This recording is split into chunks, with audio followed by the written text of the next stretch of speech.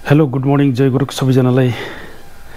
पहिला हजुरहरूलाई ओआरओपी 3 मा तपाईलाई सिपाही र खनेरी नायकसम्मको बारेमा बताएको थिएँ। किन धेरै बताउँदाखेरि यो भिडियो लामो हुन्छ भनेर तपाईलाई हजुरलाई बुझ्न असजिलो होला भनेर मैले यसलाई चाहिँ पार्टमा बताइरहेको छु। आज चाहिँ नायक, टिएस नायक र इक्विभ्यालेन्ट र्याङ्कको बारेमा तपाईलाई यो पुरै डायग्राम बताउँछु म र पुरा सम्झाउँछु। कति जस्तो तपाईको ओआरओपी 2 र ओआरओपी 3 मा कति डिफरेन्सेस तपाईको बेसिक पेन्सनमा आइरहेको छ र हजुरलाई थाहा छ 1 जुलाई 2019 देखि ओआरओपी 2 सुरु भएको थियो भन्ने 1 जुलाई 2024 बाट ओआरओपी 3 सुरु भइसकेको छ।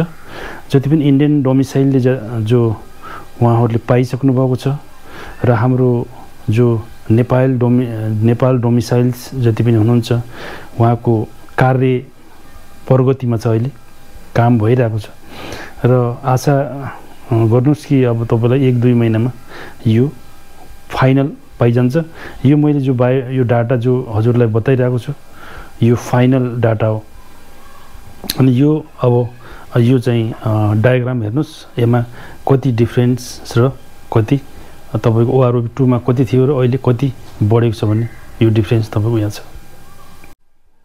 जसले यो नायक, टिएस नायक इन इक्विभ्यालेन्ट र्याङ्कमा 15 साल सर्भिस गर्नुभएको थियो उहाँको ओआरओपी 2 मा 20,107 रुपियाँ थियो भने अब ओआरओपी 3 मा बढेर 20,682 रुपियाँ भएको छ। यसमा 575 रुपियाँको वृद्धि भएको छ। हजुरहरूको जसले 15.5 साल गर्नुभएको थियो त्यसको पनि सेम छ, 575 रुपियाँकै फरक छ।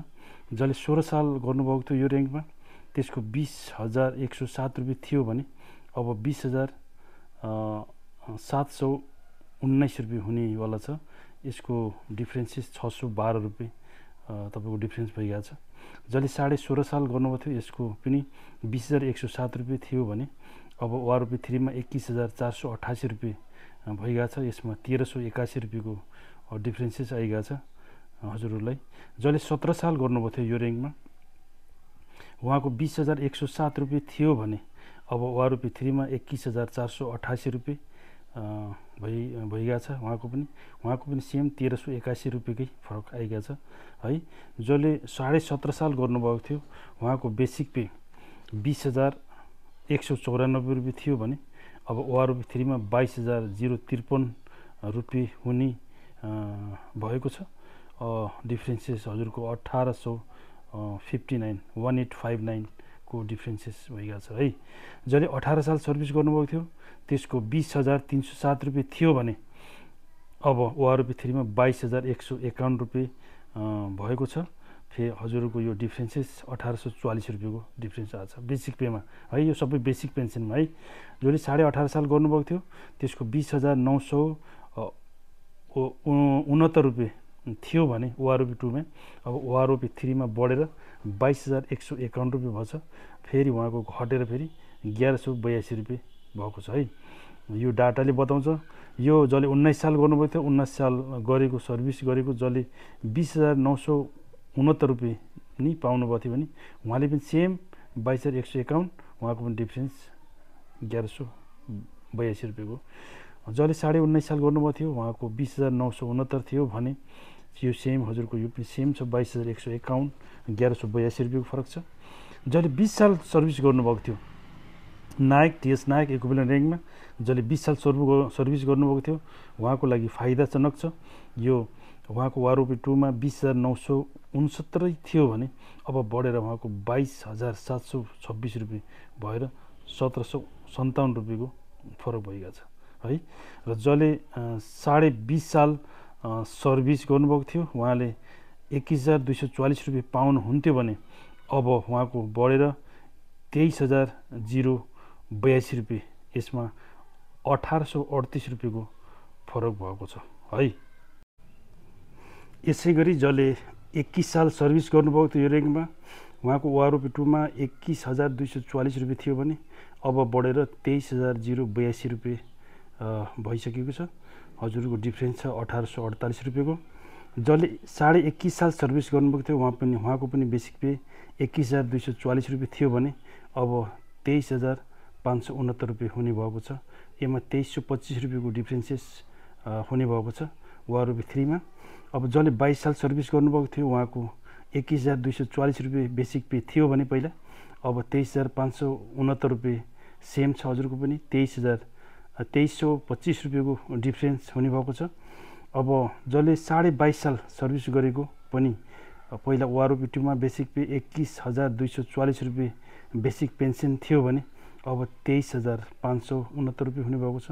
उहाँको पनि डिफ्रेन्स 2325 रुपियाँ नै हुने भएको छ।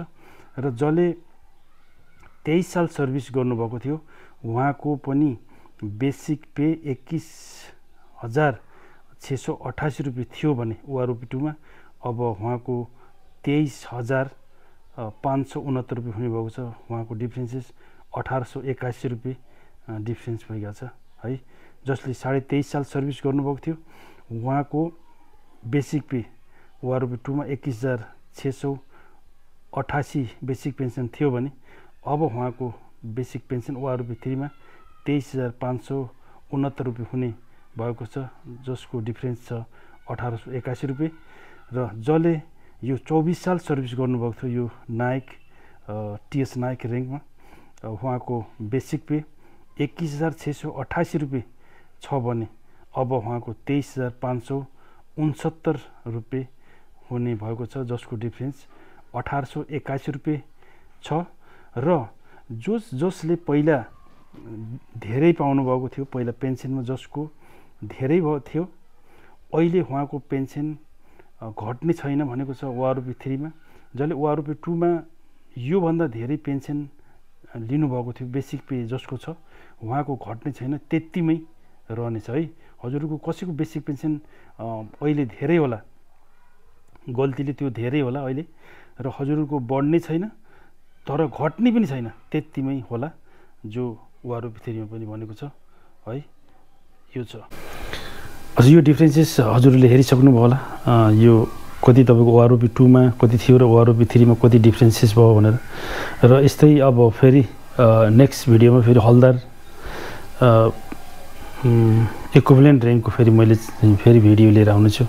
तपाईँलाई यो पार्टमा चाहिँ तपाईँले सम्झियो भने तपाईँलाई बुझ्न सजिलो हुन्छ, आफ्नो आफ्नो र्याङ्ककोले हेर्न पनि सजिलो हुन्छ। र अब सबै एकै ठाउँमा बनाइदियो भने तपाईँले कसैले स्किप गर्नुपर्ने हुन्छ, कसैले पहिला हेर्नुपर्ने हुन्छ, कसैले पुरा फरवर्ड गरेर हेर्नुपर्ने हुन्छ, कसैले रिभर्स गरेर हेर्नुपर्ने हुन्छ। त्यस कारणले हजुरहरूलाई आसानको लागि आफ्नो आफ्नो र्याङ्क हुनु, पहिला मैले सिपाही, हनेरी नायक र इक्विभ्यालेन्ट र्याङ्कको बारेमा सर्भिस गरेको अनुसार कति सर्भिस गर्नुभयो त्यो मैले बताइसकेको छु। अब यो भिडियोमा हजुरले सबैले हेर्नुभयो होला, यसमा चाहिँ नायक और टिएस नायक और इक्विभ्यालेन्ट र्याङ्कमा तपाईँको ओआरओपी 2 र ओआरओपी 3 मा कति डिफ्रेन्सेस आइरहेको छ यो सबै हजुरले थाहा पाउनु होला। ओके, बाई बाई, जय नेपाल।